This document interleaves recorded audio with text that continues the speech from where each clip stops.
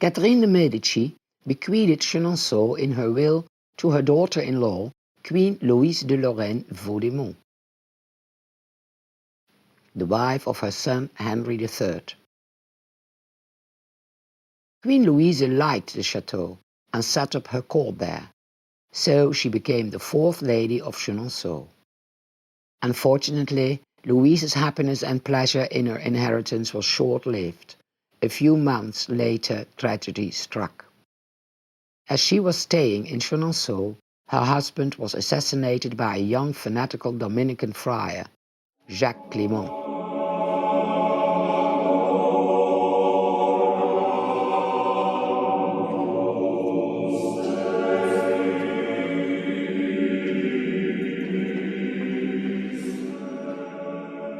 As he lay dying, he dictated a letter addressed to his wife, telling her, "My beloved, I hope to be well.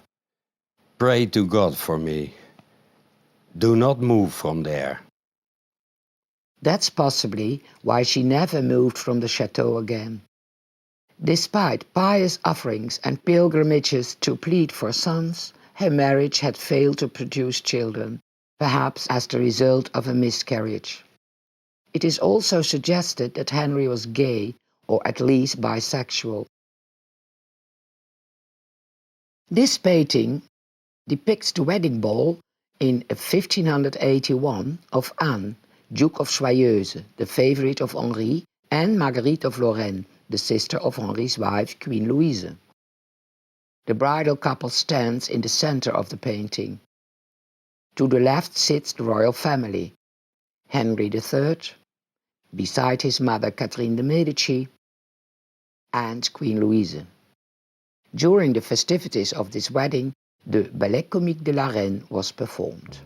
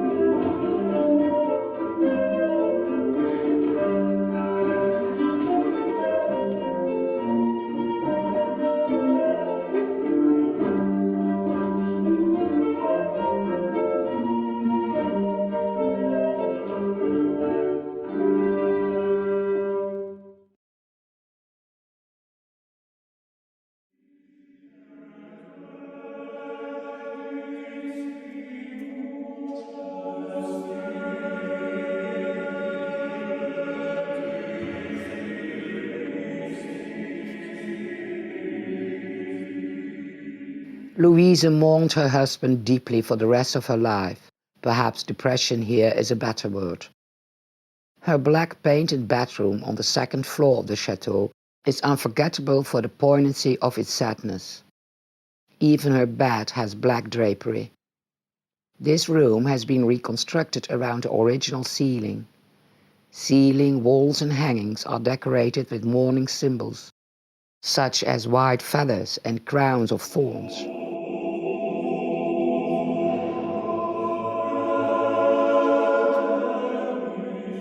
Beneath the crown, you can see the monogram, consisting of the two Greek lambdas for Louise de Lorraine and the intertwined H for Henri III.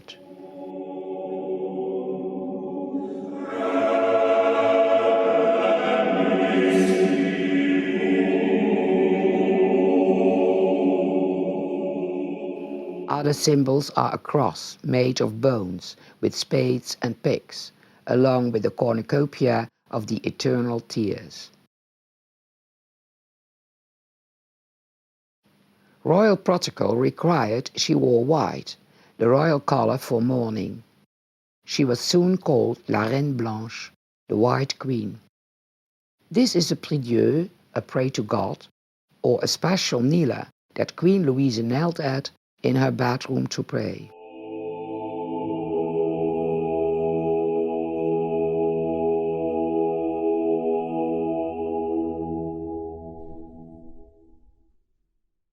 Financial difficulties, the legacy of Catherine's great expenses, forced Louise to leave Chenonceau in 1597, and the king at that time, Henri IV, allowed his mistress Gabrielle d'Estrées to use Chenonceau.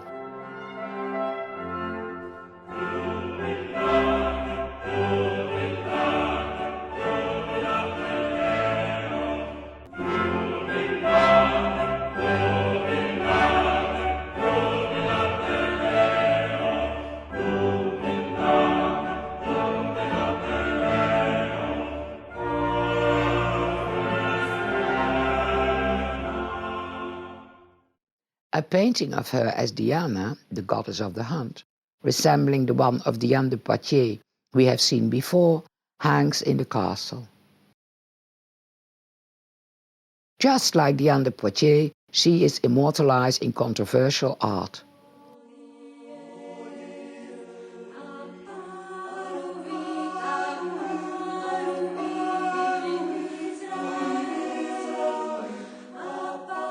She is the presumed subject of this painting by an unknown artist, which can be seen in the Louvre. Gabrielle sits up nude in a bath, holding, assumedly, Henri's coronation ring, whilst her sister sits nude beside her and pinches her right nipple.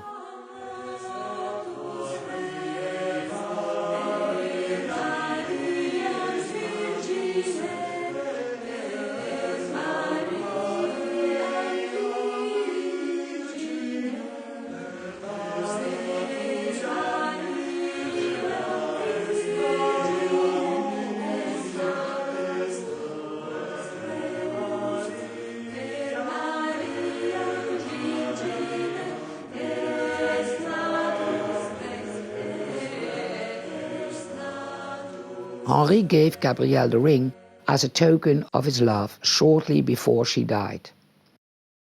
History did not repeat itself. Gabrielle never resided in Chenonceau.